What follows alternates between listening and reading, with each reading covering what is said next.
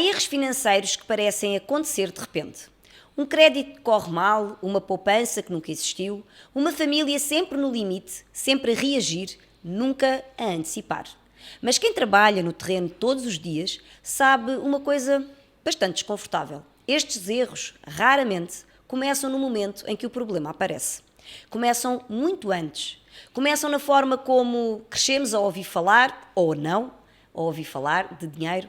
Começam nas crenças que herdamos, nos silêncios que normalizamos, nas decisões que nunca aprendemos a tomar. Hoje vamos falar de literacia financeira em Portugal, mas não num plano teórico. Vamos falar a partir da realidade crua das famílias portuguesas, aquelas que a DECO acompanha todos os dias.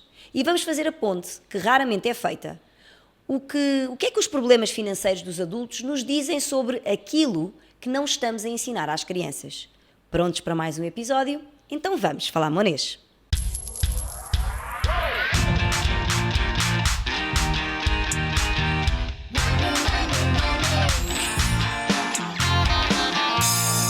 Vamos falar monês. Para esta conversa convidei alguém que não fala de dinheiro por ideologia, mas por experiência real no terreno. A minha convidada de hoje é Natália Nunes, coordenadora do Gabinete de Proteção Financeira da DECO, Associação Portuguesa para a Defesa do Consumidor, com mais de 3 décadas de trabalho direto com as famílias portuguesas. Ao longo destes anos, tem acompanhado famílias endividadas, orçamentos estrangulados, decisões tomadas tarde demais e conhece como poucos os padrões que se repetem. Hoje convidei a Natália, não para falar apenas de problemas, mas para nos ajudar a perceber onde é que eles começam. Natália, muito obrigada por estar aqui. É um gosto tê-la aqui no Vamos Falar Monês. Muito bem. Então, para começarmos aqui já com abrir o terreno, digamos assim, a Natália, no Gabinete de Proteção Financeira da DECO, vocês obviamente lidam diariamente com famílias em dificuldade.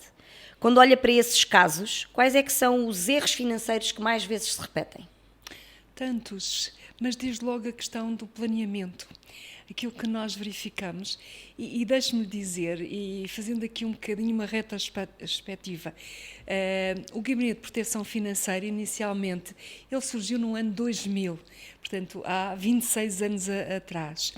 E porquê? Porque nós estávamos no momento do boom do crédito e verificávamos que não havia ninguém em Portugal que falasse da questão da literacia financeira. Aliás, era um termo completamente desconhecido. E nós começámos a ver, por um lado, que tínhamos famílias a entrar assim, de cabeça, digamos assim, naquilo que é o mundo do crédito, mas sem qualquer planeamento, sem prever aquilo que podia acontecer. Era só a questão de temos crédito, se temos crédito temos acesso a bens e a serviços. E começámos a verificar no final dos anos 90 precisamente a consequência desta falta de planeamento, desta falta de consciência, desta falta até da tal literacia financeira. E começámos a ver o problema de sobreendividamento. Eu diria que fomos das primeiras entidades em Portugal a falar deste termo. Era um termo que ninguém conhecia. É verdade. E quando nós começámos a falar de sobreendividamento, havia até pessoas, entidades públicas que nos diziam, mas isso é um problema que não existe em Portugal, e nós a verificar este problema. E foi aí que decidimos criar o Gabinete de Apoio ao Sobreendividado, que hoje se chama Gabinete de Proteção Financeira. E logo na altura, também fomos dos primeiros a dizer que o grande problema das famílias, já no final dos anos 90, era precisamente a falta das competências de literacia financeira. Ou seja, já naquela altura, e se a Cristina bem sabe, nós vinhamos de uma época com uma filosofia e uma forma de encararmos o dinheiro, de encararmos a dívida completamente diferente. Exatamente. Eu ainda me lembro sempre do meu avô me dizer: ó filha, se tens dinheiro compra, se não tens, poupas. Exatamente. E depois compras. Portanto, nós vinhamos dessa época e de um momento para o outro, portanto, essa época quase que deixou de existir e passámos a ter um banco a cada esquina, o crédito ali disponível. Nos anos 90 eu já estava na DECO e recordo muito de ver a concessão de crédito à habitação, a pessoas que nem sequer tinham rendimento.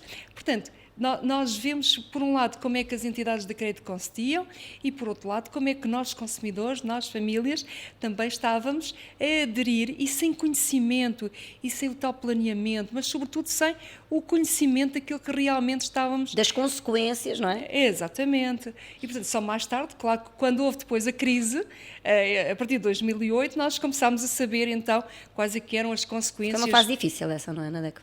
Eu lembro-me muito bem dessa. Foi muito difícil.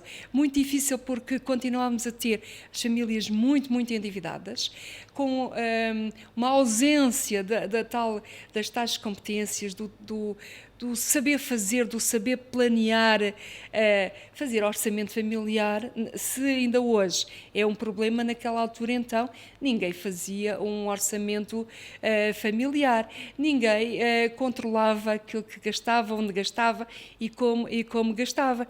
E a verdade é que estávamos todos muito endividados e de um momento para o outro começámos a perder os nossos empregos, porque a taxa de desemprego aumentou significativamente e, por outro lado, começámos a ver o custo do dinheiro a aumentar significativamente. Quando as pessoas pela primeira vez, quer dizer, poucas, porque a questão é que eu acho que depois as pessoas na altura não associavam que isso era real, a inflação. Isso era, as pessoas nem sabiam, não é? Nem sabiam o que é que estava a acontecer. E não só as pessoas, como a própria banca também não estava preparada para ajudar as famílias. E a verdade é que foram momentos muito dramáticos. Mas isto tudo reside, como ainda hoje, muito nesta falta de conhecimento, exatamente das famílias. Diria que é assustador ainda hoje nós vermos pessoas com dificuldades, por exemplo, a pagar o crédito à habitação, e uma das primeiras coisas que nós perguntamos às famílias é: então, mas digam-nos lá as características do seu crédito à habitação. Estamos a falar de coisas básicas. E as pessoas não sabem responder, não é? Às vezes nem o prazo, não é? Nem o prazo, nem o tipo de crédito que tem. Se é o tipo de taxa, se é variável, se é fixa, portanto, não sabem. E depois, coisas tão básicas como, e ainda hoje acontece como acontecia há 20 anos atrás. Nós perguntamos, então, mas sabe quanto recebe? Isso as pessoas, em regra, sabem. Quase que até sabem ao pormenor do cêntimo, não é? Mas, e sabe onde é que gasta o dinheiro? E as pessoas, é surpreendente que ainda hoje aconteça o mesmo, que nos dizem, sim, sabemos. E sabem, de forma... Pensam que sabem, não é? Pensam que sabem. Eu até estava aqui a questionar como é que queria dizer isto. Sabem de forma mental. Portanto, elas têm uma ideia de quanto é que gastam naquelas que são as despesas... fixas e grandes. Aquelas que têm peso e aquelas que aparecem todos os meses. Portanto, as pessoas sabem mais ou menos quanto é que gastam na prestação da casa, na renda da casa, mais ou menos quanto é que se gasta na água, na luz, no gás, porque são aquelas despesas que aparecem todos os meses e que não vão variando muito. Mas depois, quando nós perguntamos assim, então e as outras despesas? E a despesa do supermercado e aquelas despesas que são, sei lá, o ir beber um café ou comprar uma revista, aquilo que for. Isso já não se sabe. Portanto, e isto mostra claramente que as pessoas continuam hoje, como há 20 anos atrás, a não saber onde é que estão a gastar o dinheiro. E eu diria que este continua a ser o grande erro das famílias. Isto é um. Depois é a questão do planeamento. Continua a não fazer-se hoje, como se faziam há 20 anos atrás, um verdadeiro planeamento daquilo que são as minhas opções. Continua hoje a contratar-se crédito à habitação como se contratava há 20 anos atrás, a pensar, eu vou contratar este crédito à habitação porque preciso de uma casa, porque no mercado, como há 20 anos atrás, não tenho a opção de escolher entre comprar e arrendar, quase que sou obrigado a comprar, e olho para o valor da prestação. E o valor da prestação eu hoje consigo pagar. Este é o pensamento, mas o pensamento deveria ir um bocadinho além disto. Dizer assim, bom, eu estou a contratar aqui um crédito que é a 30 ou mais anos, a minha vida financeira tem aqui vários altos e baixos, e eu vou ter sempre a possibilidade ou capacidade de pagar esta prestação, ou vou precaver-me aqui para estes imprevistos. E as pessoas não fazem este Eu acho que às vezes nem tem essa percepção que a Natália trouxe agora, que é que a vida financeira oscila, não é? Eu às vezes quando falo com as famílias tenho aquela percepção sempre altamente otimista, porque é muito engraçado porque o português varia muito, não é? Oscila muito, costumo dizer que parece que é bipolar, entre o pessimismo, não é? E o otimismo extremo, que é, quando estamos a falar de dinheiro e nessa questão do planeamento, noto que há sempre aqui um otimismo excessivo no sentido, não, mas a tendência vai ser eu cada vez a ganhar mais. Comecei agora a minha vida, não sei o quê, eu vou ganhar cada vez mais. Sim, mas pode haver aqui, quando vem um filho, portanto as despesas mudam, não sei o quê. Não, mas eu nessa altura, se eu vou ter filhos, é porque vou ter... Quer dizer, é uma perspectiva sempre altamente otimista. Sim. E depois, noutras áreas não é? Quando vamos falar, por exemplo, lá está, relativamente aos bancos, às pessoas, há uma desconfiança às vezes extrema, não é? Portanto, a gente oscila muito aqui nestes dois polos, não é? É verdade, é verdade. Mas eu penso que isso tem a ver com uma falta de competências de literacia financeira que deveriam conhecimento mesmo, não é? De conhecimento que deveriam ter existido desde o início. Não é por acaso que, por exemplo, um dos trabalhos que nós temos feito na DECO é tentar levar a literacia financeira às escolas e às escolas aos primeiros anos de escolaridade, porque nós entendemos que é aí que se deve dar algumas competências. Claro que os pais têm aqui também um papel, eu diria, determinante, mas os pais, juntamente com as escolas, porque também o facto de levarmos a literacia financeira às escolas acaba muitas vezes por serem os filhos depois a levar algumas curiosidades e até algumas questões até para dentro de casa, para os pais. Nós vimos isso já acontecer, por exemplo, quando foi com a educação ambiental. Portanto, e nós temos aqui também... Eu tenho essa experiência, Natália. Não é? Porque eu lembro-me em 2003, quando foi o grande movimento da implementação da reciclagem em Portugal, eu fiz parte desse movimento, e nós começámos efetivamente por aí, não é? Portanto, de trazer a questão da educação ambiental ou da reciclagem, à época era muito sobre a reciclagem e separação de resíduos, da escola para os pais. Mas aquilo que eu noto agora, trabalhando do outro lado da educação financeira, é que não tem o mesmo efeito. Porquê? E agora partilhar aqui este pensamento para perceber a sua opinião. Aquilo que eu noto foi que, e porque como eu tive dos dois lados da barricada, foi no lado da reciclagem, aquilo que eu sentia é, os pais abriam a porta no sentido de, sim, realmente é uma coisa nova, eu não tenho conhecimentos sobre isto, o meu filho provavelmente sabe mais do que eu. O que eu sinto do lado de cá agora do dinheiro é eles não abrem essa porta porque olham para os filhos a dizer assim, mas quem és tu para me vires falar sobre isto? E porque existe o tabu ainda de que em casa não se fala de dinheiro. E isto é algo que eu acho que todos temos que contribuir para derrubar. Em casa tem que se falar, e em casa tem que se falar com os mais jovens do dinheiro. E é logo desde de crianças. É muito pequeninos, exatamente. Por isso é que os pais têm aqui um papel fundamental, mas a escola também. Claro. E a questão da literacia financeira, ela devia ser introduzida nas escolas desde os primeiros anos de escolaridade. Desde a creche. Exatamente. E é possível trabalhar estas matérias. Agora, os pais não podem também dizer que é a escola que tem aqui a responsabilidade nesta matéria. Ela tem uma responsabilidade, mas os pais têm aqui também um poder determinante. Vamos ter um episódio, por acaso, no podcast, falar exatamente sobre isso, para responder essa pergunta. Será a escola responsável ou uma forte aliada? Eu sou muito apologista de que é, sem dúvida, é um caminho, a gente tem que trilhar esse caminho, claramente, mas é uma forte aliada, porque não vai ser possível trilhar esse caminho de uma forma exclusiva. Até, por um lado, é ótimo em termos de elevador social, porque vai haver crianças que, obviamente, vai ser o único sítio onde, muito provavelmente, vão ter contacto e onde vão poder falar de dinheiro de forma mais aberta. Mas, por outro lado, vai ter que haver este trabalho conjunto, como já houve noutras situações. Sim. Mas deixa-me dizer que é assim, é verdade que os pais têm aqui a tal resistência a ouvir os filhos em matéria de dinheiro, não é? Porque é o tabu, porque entendem que são eles é que percebem, mas assim, há matérias em que podem ser os filhos aqui a fazer a diferença, nomeadamente em matéria de investimento. Nós vemos os jovens aqui... Principalmente os adolescentes. Sim, Sim, vemos aqui os jovens já com uma grande apetência para a questão do investimento e podem ser eles aqui a trazer, e é tão importante que eles tragam os conhecimentos, as preocupações que eles têm em matéria de investimento lá para casa, porque nós sabemos que os portugueses têm muita falta de uma resistência gigantesca quando sim. o tema é investimento. Não é? É verdade, é verdade. E por alguma coisa nós vamos ver como é que os portugueses estão a fazer os investimentos e vemos que não são os mais corretos, porque a maior parte nem sequer investe, porque deixa o dinheiro a perder, porque deixa-o ficar em depósitos à ordem, depósitos a prazo. Portanto, pode ser que aí, portanto, por via dos jovens, eles sem dúvida, tem uma consigam... influência imensa, não é? E esse caminho fazendo-se exatamente como... Eu sou uma apologista exatamente do que está a dizer, que é o caminho tem que se fazer em conjunto.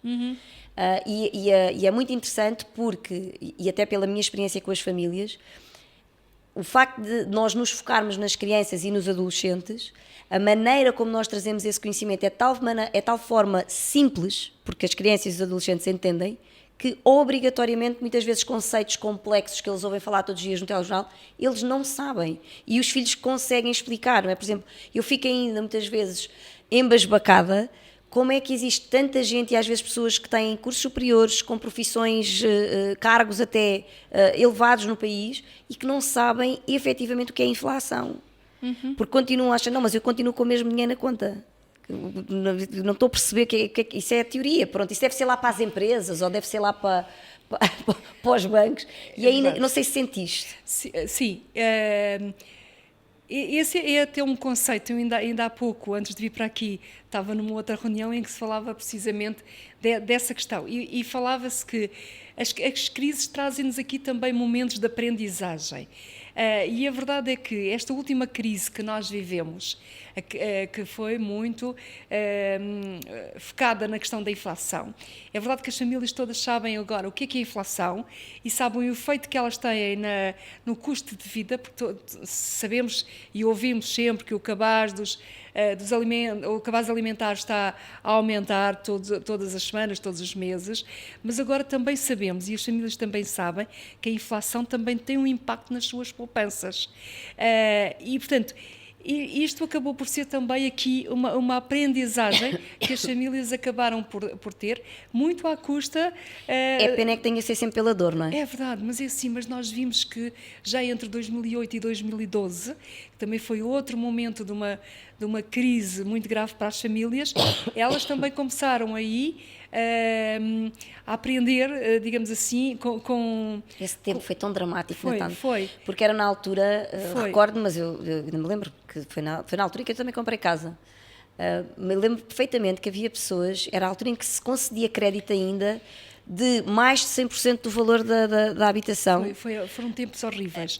Horríveis de nós termos na DECO pessoas a chegarem lá, famílias, a chegarem lá e a dizerem-nos: eu fui ao banco e fui entregar a chave. Eu também me lembro dessas histórias.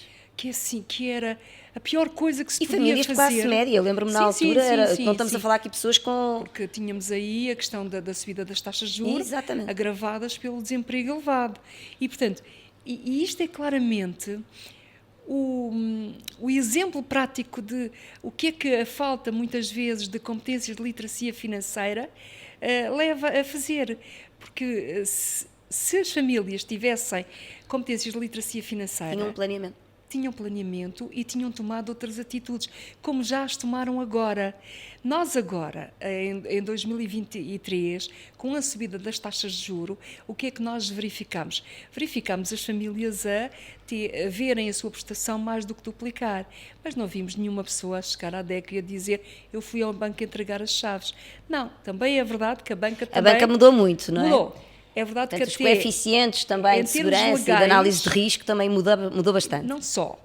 Em termos legais, nós não nos podemos esquecer que nós tivemos em 2012 legislação que obriga a banca agora a fazer aqui um outro acompanhamento, a ter outra, eu diria, atitude perante os clientes que estão em risco de incumprimento. Mas a verdade é que os consumidores, as famílias também sabem que agora, se calhar, antes de pensar em entregar a casa ao banco, tem aqui várias outras soluções que podem fazer. que podem adotar. E elas podem, nós tivemos inúmeros casos destes na DEC agora, nestes últimos tempos, de famílias que não conseguiam suportar o pagamento da prestação. Claro que contactavam o banco, já não com aquele medo e que aquela insegurança toda como o faziam há 10 anos atrás. Contactavam o banco e se verificavam que mesmo com a reestruturação não conseguiam, o que é que elas faziam? Elas tomavam a decisão, vamos colocar a casa no mercado, vamos vender e vamos comprar uma casa mais pequena. Portanto, mas isto foi já o conhecimento, o facto de terem conhecimento que as levou a tomar outras atitudes. Portanto, isto mostra que aqui o ter informação acaba por ser uma arma poderosa dos consumidores, não é? O conhecimento é libertador. Claro que sim, claro que sim. O conhecimento é libertador. E quando esses erros se repetem muitas vezes, eu acho que é inevitável perguntar: é azar, contexto económico, ou realmente temos padrões comportamentais que vêm muito lá de trás? Já falámos um bocadinho aqui, não é? Olha, eu não lhe sei, eu acredito que sejam muito padrões comportamentais, porque até me estou a lembrar de situações assim dramáticas e de fim de linha, como costumo dizer, de famílias que já passaram por um processo de insolvência, que eu costumo dizer que é o fim da linha, porque uma família ir a tribunal pedir a sua declaração de insolvência pessoal, não é? Pessoal, sim, é mesmo eu acho que há muitas pessoas que nem sabem que isso é possível. Mas é possível e o nosso ordenamento jurídico permite. E desde 2004 que nós temos no Código de Insolvência a possibilidade das famílias poderem ir a tribunal pedir a sua declaração de insolvência. E está previsto para as pessoas singulares a possibilidade de elas poderem optar por um plano de pagamentos, mas para fazer um plano de pagamentos é necessário aqui haver a concordância, digamos assim, de todos os credores. Ora, nós olhando para as situações que temos na DECO, nós verificamos que, em regra, as famílias têm 6 ou mais responsabilidades de crédito. Portanto, estamos a falar muitas vezes de crédito repartidas. Pessoal? Há um crédito à habitação, depois vários créditos pessoais e vários cartões de crédito. Portanto, crédito ao consumo. Crédito ao consumo. E, portanto, repartido por várias entidades credoras. Portanto, isto leva aqui a que a negociação seja difícil, porque é difícil negociar com várias entidades credoras. Portanto, esta tem sido uma solução que não tem sido muito utilizada pelas famílias. Mas existe depois uma outra figura que está prevista no Código de Insolvência, que é a exoneração do passivo restante. Isto significa que uma família vai pedir a sua declaração de insolvência, a liquidação de todo o património, o valor da liquidação é para bater no valor das dívidas e depois aquela pessoa, aquela família fica com a obrigação de destinar o produto do seu rendimento ao pagamento das dívidas. Sendo que, ao fim dos 3 anos, se cumprir tudo aquilo que for definido pelo Tribunal, fica liberto das dívidas, independentemente de elas terem ou não sido pagas. Portanto, e as famílias acabam muitas vezes por optar por esta solução. Sendo que nestas dívidas estão todas incluídas, com exceção das dívidas ao Estado. E as pensões de alimento. Portanto, claramente o legislador quis aqui dar uma segunda oportunidade às pessoas de começar a partir do zero. E eu, há uns anos atrás, um bocadinho de forma ingênua, pensava que famílias que já passaram por este processo, porque é um processo, eu diria que... Doloroso, é um processo que... emocionalmente muito complexo também, não é? Muito complexo. É um processo que assenta muito na publicidade. Por exemplo, se nós formos à página do Ministério da Justiça, aos sítios, nós temos a possibilidade de ir lá consultar as insolvências, portanto, não é um processo que se faça de ânimo leve, e é doloroso, como diz.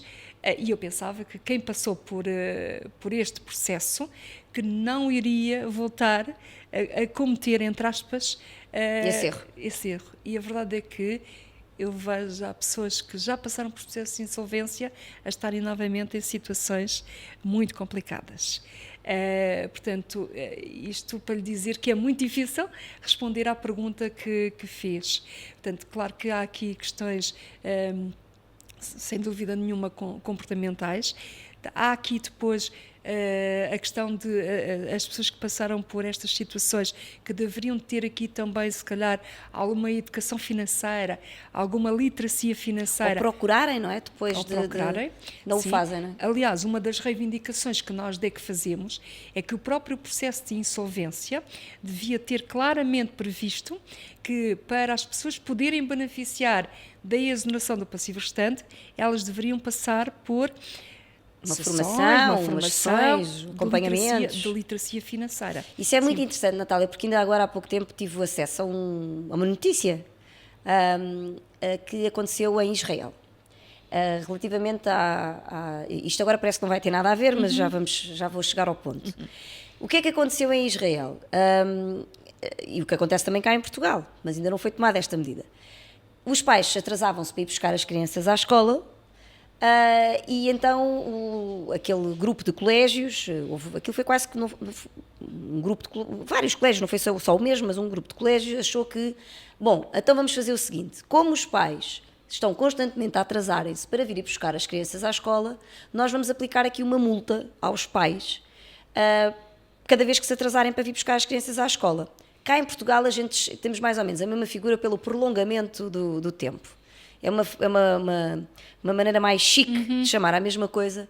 Só que o que é que este estudo, ou esta notícia me trouxe, porque depois eu quis perceber, foi o contexto, porque isto vinha num estudo científico, o que é que eles, entretanto, se aperceberam que foi o que foi mais inédito, até para as pessoas que criaram esta tal multa. É que, obviamente, o resultado esperado era que os pais começassem a ir mais vezes buscar os filhos a horas. Curiosamente, aquilo que aconteceu nos meses que sucederam é que esta situação agravou-se e muito. Ou seja, em vez daquilo ter melhorado, agravou.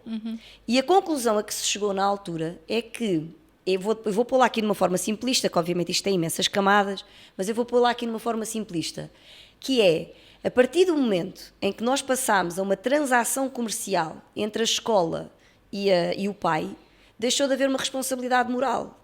E a partir do momento em que isto sai da responsabilidade moral e passou a ser uma transação comercial, isto agravou drasticamente. E agora, levando aqui ao seu raciocínio, até que ponto é que nós não estamos na mesma situação? Nestes casos, sim, não é? Porque eles acabam por ver ali um veículo, que é assim, ao fim de 3 anos estou safo, sim. Não é? Sim. Sem aqui esta responsabilidade efetiva moral de cumprimento, não é? E de fazer algo para... É verdade, é verdade. Isso pode acontecer, porque nada impede... E claro, não há coisas, não há preto e branco, como é óbvio. Não, sempre todas as nuances, cada família é uma família. Não, exatamente. Agora, nós vemos já aqui famílias a quererem voltar a beneficiar desta figura. Agora, e podem? Também, podem. Há aqui um lapso de tempo, de 10 anos, mas podem não o fazer. Agora, eu acredito que os juízes aqui também vão ter, os tribunais, vão ter aqui um papel determinante, exatamente, porque, vamos lá ver, a atribuição desta figura também passa muito pelo tribunal e pela avaliação que o tribunal fará. De qualquer forma, eu penso que o próprio legislador deveria olhar para esta situação e deveria ponderar se aquilo que se pretende com este processo é dar uma segunda oportunidade, se não é necessário aqui fazer algo mais para verdadeiramente a pessoa ter aqui uma segunda... porque se o comportamento não mudar, não é? Os resultados vão ser os mesmos. Portanto, e não é só com o processo que a pessoa muda, é preciso mais. E o preciso mais é aqui a tal importância fundamental que tinha aqui a questão da literacia financeira. E de, por exemplo, haver aqui a obrigação de frequentar um curso de formação de literacia financeira, parece-nos a nós que era fundamental. Há aqui uma pergunta que é inevitável fazer. Com 30 anos nesta área, e ainda por cima a acompanhar famílias de perto, como é que se cria calo, depois de lhe já ter passado, acredito eu, situações altamente dramáticas pelas mãos, como é que se cria emocionalmente este escudo, porque é preciso também, não é? Claro que sim, claro que sim. Mas eu acredito que vocês já tenham passado por coisas e visto coisas horríveis. Sim, mas é sempre com o intuito de ajudar as pessoas. Claro. E a verdade é que o depois de vermos o resultado acaba por nos levar aqui a querer continuar. É o alento. é o alento e a tirar toda a carga negativa, porque o nosso objetivo, eu falo o nosso porque toda a equipa da proteção financeira, o objetivo é verdadeiramente que ninguém saia do pé de nós sem uma orientação sobre aquilo que fazer, porque a verdade é que a maior parte das vezes as pessoas chegam ali à proteção financeira, à ADECO, desesperados, sem saber o que fazer, porque já bateram a todas as portas e não sabem o que é onde fazer. E, portanto, aquilo que nós tentamos é que ninguém saia do pé de nós, saia uma orientação, isto na pior das hipóteses. Na melhor das hipóteses é que saia do pé de nós com a reestruturação da sua vida financeira. E esperamos nós fazer a diferença e contribuir para que, a partir dali, tenham os instrumentos, as ferramentas para começarem a ter aquilo que é uma vida financeira saudável. Perfeito. Muitas famílias dizem que os meus pais nunca me falaram de dinheiro comigo. Eu também não sei como falar de dinheiro com os meus filhos. Do ponto de vista da DECO, qual é que é o custo real de não se ensinar dinheiro desde muito cedo?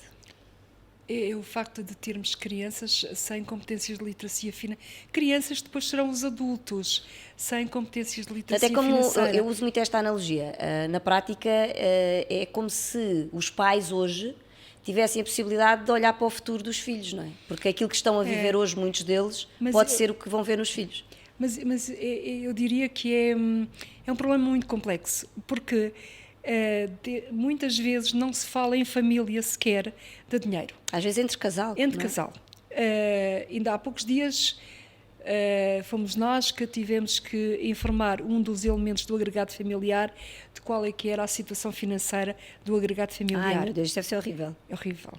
Portanto, se entre os elementos do casal não se fala de dinheiro, não se fala das dívidas, não se fala da situação financeira, não se falará também com os filhos, e muitas vezes não se fala. E muitas vezes até nos dizem, mas porquê é que eu vou estar a colocar esta responsabilidade, este peso no meu filho? Portanto, muitas vezes as crianças, com o intuito de serem poupadas, digamos assim, acabam por ser excluídas da discussão. Não, e pior, criam um stress emocional, porque elas veem as coisas acontecer, e eu acho que, e aqui dar essa nota, que eu acho que é importante nós fazermos esse esclarecimento aqui do ponto de vista neurológico das crianças, é que tudo aquilo que não é preenchido, ou seja, quando há uma dúvida, quando há uma curiosidade, quando há algo que uma criança pergunta e não é respondido, se nós não formos assertivos nessa resposta, e obviamente eu não preciso entrar em detalhes, a criança vai inventar uma história, porque os buracos nunca ficam vazios, não é? Uhum. Vão ser preenchidos com qualquer coisa que a criança vai imaginar da experiência que ela está a viver, não é? E que muitas vezes até pode não ser a real. Sim. Não é? Sim. E isto é o que começa a criar aqui o tal sistema de crenças que mais tarde se vai manifestar. Claro. Aquilo que nós aconselhamos sempre é que as crianças sejam envolvidas nas conversas sobre dinheiro, que inclusivamente participem de forma ativa na elaboração do orçamento familiar, que, por exemplo, se aproveitem momentos para fazer uma verdadeira aula prática de literacia financeira. Ir ao supermercado, que é o que toda a gente evita.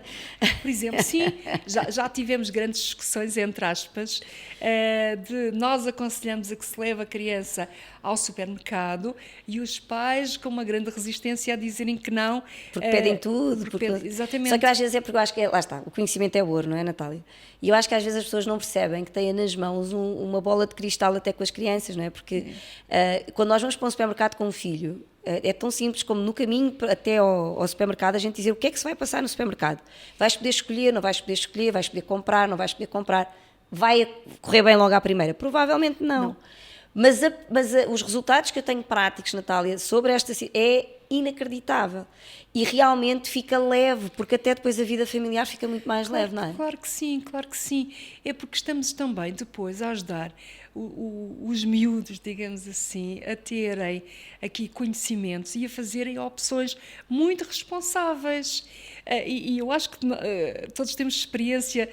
Quem pratica ativamente a literacia financeira junto dos mais pequenos depois consegue ver os bons resultados. Exatamente. Não é? E vemos aquilo que eram as crianças com quem nós fomos sempre falando sobre o custo do dinheiro, o valor do dinheiro, as opções, depois quando chegam a adultos a tomarem boas decisões financeiras. Às vezes logo em adolescentes, Natália. Também. Logo em adolescentes. Pronto, eu costumo dizer que assim, os meus filhos não são exemplo porque fazem-no desde muito pequeninos, mas há e às vezes aqui até é complexo, porque depois às vezes há uma diferença muito grande. Eu noto isso agora, por exemplo, na fase do Tomás está a entrar na adolescência, ele começa a notar que há uma diferença, por exemplo, mesmo a nível comportamental e de consumo, dele para os amigos. E às vezes isto também o coloca um bocadinho fora da manada, fora do grupo, não é? E então há aqui também este aspecto que às vezes não é fácil de lidar, mas realmente noto que o Tomás tem muito mais, por exemplo, não é questão para o Tomás, a partir do momento em que ele toma uma decisão com base financeira, e vou dar um exemplo muito concreto, que às vezes eu sei que ainda por cima é um tema da moda, meu filho não tem telemóvel, e era uma coisa que ele gostava de ter, e que aquilo que foi combinado em família é que isso pode até acontecer, desde que haja aqui um controlo, obviamente, da parte dele, portanto, nós estamos disponíveis para que isto aconteça, desde que ele comece a ter aqui uma atitude muito mais responsável junto à atualização do seu tempo de ecrã, e se isso acontecer, ele pode participar ativamente na compra do seu telemóvel, portanto, nós ajudaríamos com uma parte e ele ajudaria com a outra. E estava previsto mais ou menos acontecer isto este ano. Só que ele, entretanto, tomou outra decisão, que é ele quer um PC gamer. E então, nem foi questão, Natália. Portanto, e já lhe perguntaram, e até os amigos várias vezes, e lá em casa, então, mas não era este ano? Então, porque depois agora também existe essa coisa, não era este ano? Eu disse, não, porque eu quero um PC gamer. Ou seja, opções. Para ele é uma coisa que não é questão, Exatamente. nem sequer é tema. É o tomar opções de forma responsável. Para ele nem sequer é tema. Pois, Tipo, exatamente. para mim está tudo bem. Claro. Na realidade, eu não preciso mesmo daquilo. Porque o que eu faço no telefone, na verdade, é para eu jogar, e posso fazê-lo depois naquilo que vou escolher. Eu acho que é tão bom nós podemos falar com os miúdos do dinheiro, envolvê-los, porque depois acabamos por ver os resultados que isso... Os resultados fantásticos que nós tiramos daí, não é? É incrível. Estamos a contribuir para termos aqui adultos que depois são financeiramente saudáveis. Isto parece um chavão, mas é verdade.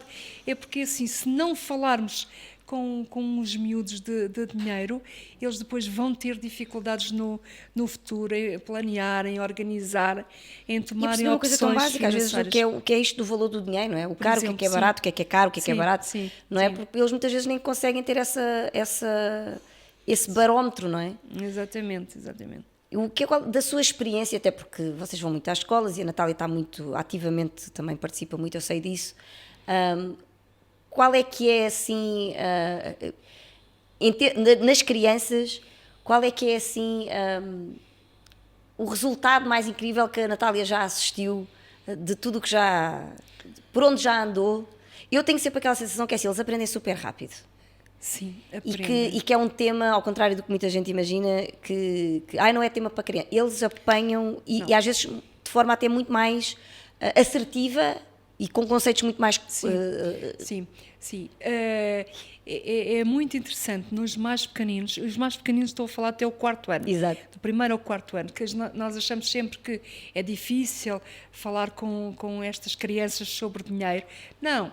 E acabam por ter ótimas noções já daquilo que é poupança, por exemplo, e a poupança para o imediato e para o futuro. Eles acabam por ter... apreendem muito bem essas noções. É interessante ver, porque estou aqui a pensar de algumas iniciativas nas escolas que depois se conseguiram fazer ao longo do ano, em que se conseguiu fazer aqui, porque temos aqui um porquinho, que se conseguiu nas escolas fazer 2 porquinhos ou até 3 porquinhos, sendo que um era para doar. Portanto, as próprias crianças é que muitas vezes acabam por querer fazer e puxar para fazer estas iniciativas. Portanto, e estou a falar da poupança porque geralmente é aquele tema que é também tabu, que temos sempre a ideia de que custa muito e que as crianças que não têm estas noções, não, elas acabam por... E às vezes é muito mais fácil do que o que se pensa, não é? Basta é que a gente tenha aqui o motor que faça com que elas queiram poupar, que não é? Agora, se a gente disser que é só o dinheiro é para poupar só porque sim, isso não liga assim não à vai lá. realidade. Agora, não vai lá. Agora, se nós fizermos aqui, traçarmos objetivos claros, definirmos metas, exatamente. Elas acabam por saber porque é que elas estão a poupar, porque é que estão ali aqueles 3 milhares ou aqueles 2 milhares. Eles sabem que um é para o final do ano, para fazer uma festinha, o outro é para comprarem qualquer coisa para a sala, portanto, eles sabem para que é que estão a poupar e sabem o que é que têm que fazer para colocar o dinheiro nessa poupança, que acaba por ser, isto na nossa vida de adultos, acaba por ser como é que nós vamos ganhar dinheiro para poder destinar uma parte para a poupança.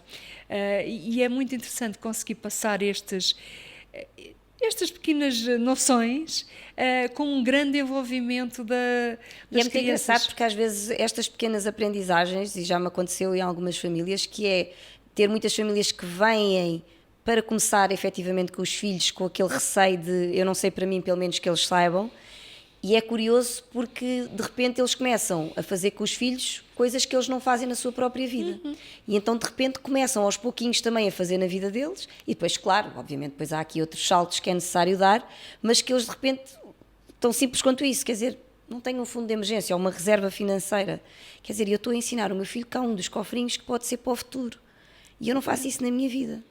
E eu explico-lhe que há aqui uma maneira que ele pode dividir o dinheiro e tal. Então é incrível como isto pode mudar famílias, não é, Natália? Claro que sim, claro que sim. Claro que sim. É a tal responsabilidade e o tal intercâmbio entre aprendizagens das crianças e também dos próprios pais, sim.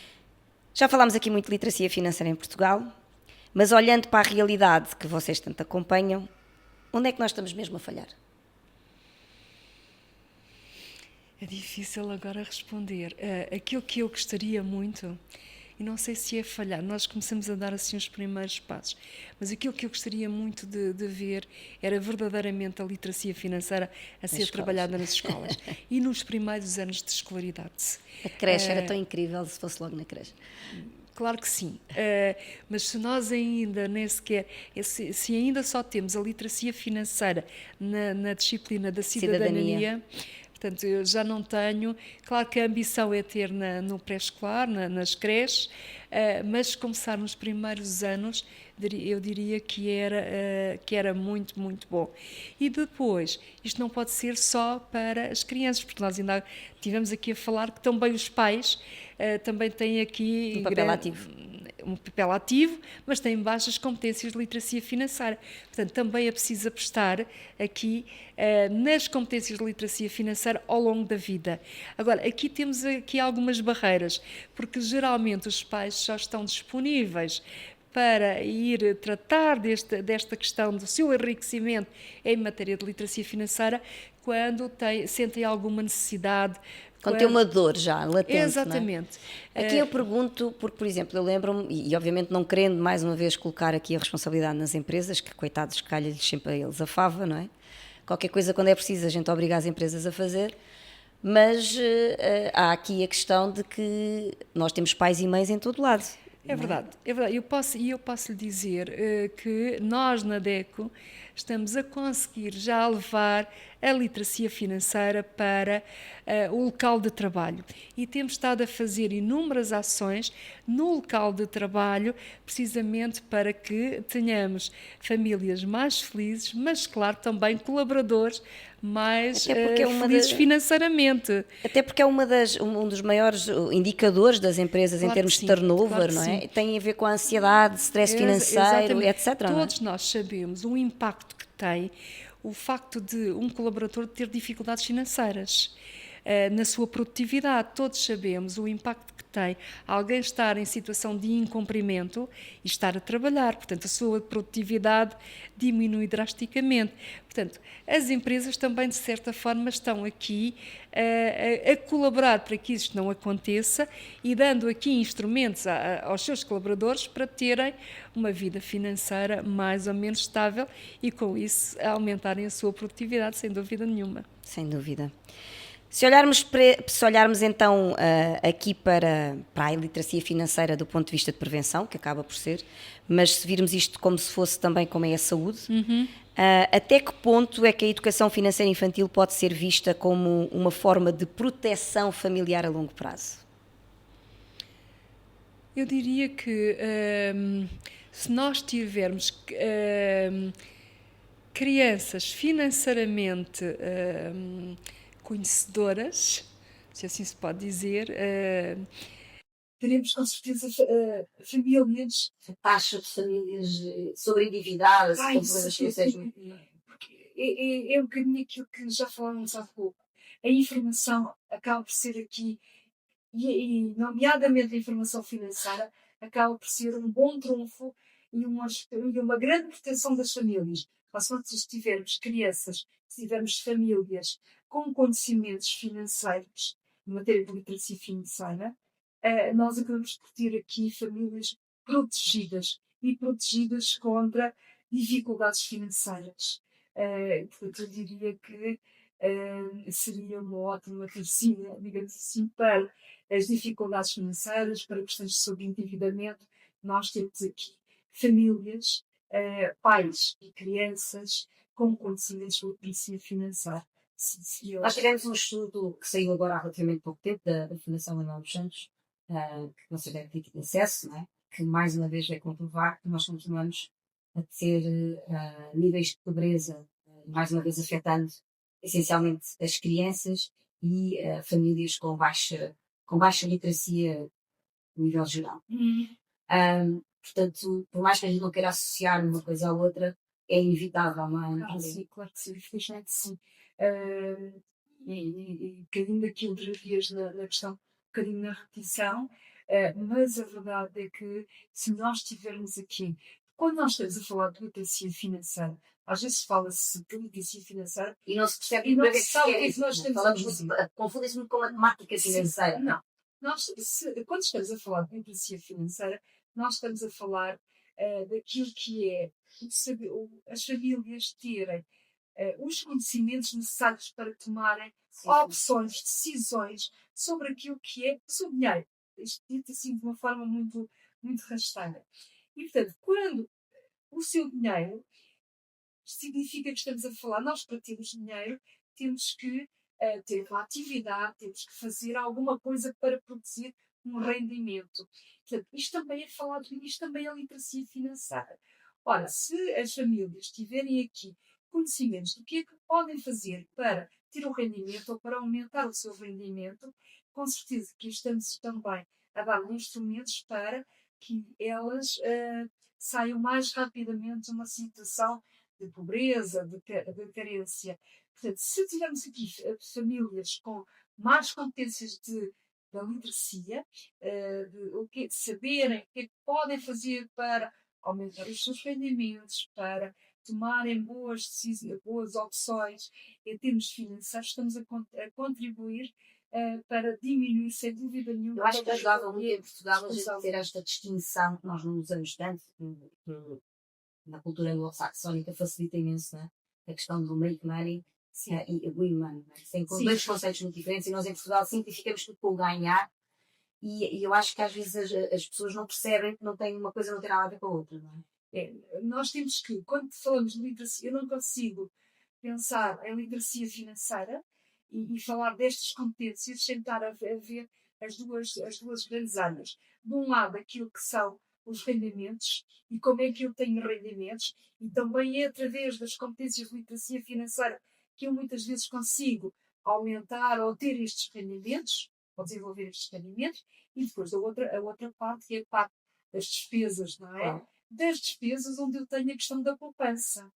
Exatamente, porque é uma das categorias de despesa. Exatamente. Claro que depois desta poupança, também há aqui um outro problema que é, muitas vezes as pessoas acham que o poupar é depois deixar o dinheiro no banco. Não. Claro que isso é poupar, mas eu tenho que rentabilizar o dinheiro. E vou rentabilizar o dinheiro através do investimento. E claro, o investir não quer dizer que eu tenha que perder dinheiro. Eu tenho que ver que riscos é que eu estou disponível para correr. Portanto, mas tudo isto é literacia financeira. E, portanto, tudo isto é aquilo que me permite, muitas vezes, eu ter aqui, não ter preocupações, por exemplo, com o dinheiro. Ou seja, eu só não tenho preocupações com o dinheiro se tiver uma boa aplicação de todos estes conceitos da literacia financeira, mas todos, não é só. Sim, não é só de uma parte. Claro. Aqui chegamos à reta final. Se tivesse que deixar uma mensagem clara às famílias portuguesas que nos estão a ouvir, especialmente às que se sentem financeiramente no limite, o que é que gostaria que ficasse mesmo claro sobre o dinheiro, escolhas e futuro? Eu diria que, desde logo, aquilo que define a nossa saúde financeira não é se nós ganhamos muito, se nós ganhamos pouco. É sim como é que nós aplicamos, como é que nós utilizamos este dinheiro. Para nós aplicarmos e utilizarmos bem este dinheiro, é desde logo fundamental nós sabermos para onde é que vai o nosso dinheiro. Portanto, fazer o orçamento familiar, eu diria que é, eu sei que é um conceito já muito batido, mas acho que nunca é demais falar dele. Por outro lado, é fundamental eu olhar para aquilo que é a minha taxa de esforço e não deixar que as minhas prestações com crédito absorvessem mais de 35% do meu rendimento. E, por outro lado, era fundamental, ou é fundamental, que eu coloco nas minhas despesas a despesa da poupança para imprevistos, que devem representar no mínimo 6 meses daquilo que é o valor das minhas despesas, mas a verdade é que a poupança não é só isto. Nomeadamente numa altura em que se fala tanto que aquelas pessoas que se vão reformar daqui a uns anos, possivelmente o valor da sua reforma será muito diferente daquilo que é o seu rendimento. Portanto, é necessário também termos aqui a preocupação com a poupança para o futuro, a poupança de longo prazo para a reforma. E, portanto, eu diria que se conseguimos cumprir isto, temos aqui mais ou menos alguma segurança. Se já estiver assim um bocadinho atrapalhado com o orçamento familiar, temos que olhar então para todas as nossas despesas e ver de forma é que podemos. Eu acho que essa foi uma coisa que também, por um lado, 2008 foi péssimo, mas eu lembro que foi na altura que mais se ficou a conhecer o gabinete de apoio, que não era assim tão falado até então. Acho que foi a altura em que houve mais boom, foi nessa fase. Foi, essa fase foi sim, foi fase muito problemática. Até 2012, mais ou menos? Sim, foi, porque foi a fase que foi 2009, 2010. As famílias estavam sufocadas, não havia nenhuma estrutura que as apoiasse, quer judicial, quer extrajudicial, e por outro lado a própria banca também não tinha ali a capacidade de dar resposta. Portanto, e acabou por ser a DECO ali a grande porta, digamos assim, onde as famílias iam bater. Houve um reforço imenso da equipa nessa altura, porque eram chover com pessoas, lá meio difícil. Vamos ao notícia final, Natália. Okay. Então, esta brincadeira é assim: a Natália vai escolher 2 números e eu vou fazer uma pergunta surpresa e cada um desses números. Okay. Então, de 1 a 10. De 1 a 10, o 7. O 7. Na escola, era do tipo que pedia trocos no bar ou vendia os bolicaus que levava? Eu acho que até vendia as bolicaus. Vendia as bolicaus, sim. Outro número. O 3. O 3. Na sua casa dizia-se mais: o dinheiro não cai do céu ou trabalha e tudo se consegue? O dinheiro não cai do céu. Não cai do céu. Sempre me lembro de ouvir o meu avô e o meu pai dizer essa frase. E é verdade. E eu costumo usar tanto esse conceito, que é o dinheiro custa-nos tanto a ganhar. Eu acho que. Eu só não vejo que usa o custo. Não tem que custar, Natália. Mas é um custar de. Mas custa. Porque é um custo que até eu, como trabalho por muito gosto, portanto, nem tem essa carga negativa. Mas a verdade é que temos que nos levantar cedo. Claro. Temos que trabalhar. Não é? Temos 8 horas de trabalho. E, portanto, não podemos desperdiçar. Ou então, esse custo pode ser. Ele é tão valioso. Gosto mais dessa versão. Gosto mais dessa versão, Natália. Não, está bem. Nesta lógica de ele é tão valioso que não podemos desperdiçar. Ok, perfeito. Perfeito, ficou ótimo. E então vamos agora à pergunta Joker, que eu tenho sempre aqui uma pergunta Joker. O que é que não pode mesmo faltar numa infância feliz? Ai, não pode faltar o carinho, o amor. Eu acho que é aquilo que.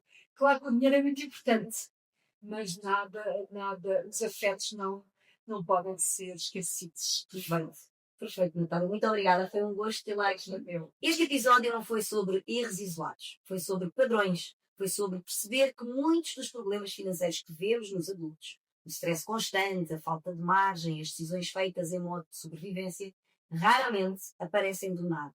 São resultado de anos sem estrutura, sem conversa, sem aprendizagem. Hoje falámos de literacia financeira em Portugal, mas sobretudo falámos de prevenção. Porque educar financeiramente uma criança não é antecipar problemas, é evitar que eles se tornem inevitáveis. Se este episódio te trouxe clareza ou desconforto, então já cumpriu o seu papel. Talvez esta seja a semana certa para fazer diferente. Falar de dinheiro em casa, incluir os filhos nas pequenas decisões e começar a construir uma relação mais consciente com o dinheiro, desde cedo. A Natália Nunes mostrou-nos hoje uma experiência de que quem acompanha milhares de famílias, que a educação financeira não é um luxo, é uma forma de proteção familiar. Se este episódio te fez então sentido, subscreve o Vamos Falar Monês, deixa a tua avaliação, partilha com outras famílias que também precisam de trazer este tema para cima da mesa. No próximo episódio vamos falar de empreendedorismo infantil. Não no sentido de criar pequenos empresários, mas de ensinar as crianças a gerar valor, a resolver problemas e a perceber que o dinheiro é uma consequência, não um objetivo. Vamos falar de iniciativas simples, adequadas à idade, dos erros mais comuns dos pais, quando tentam ensinar a ganhar dinheiro e de como o empreendedorismo pode ser uma ferramenta poderosa para desenvolver autonomia, responsabilidade e pensamento crítico desde cedo. Até lá, não te esqueças. Vamos falar monês.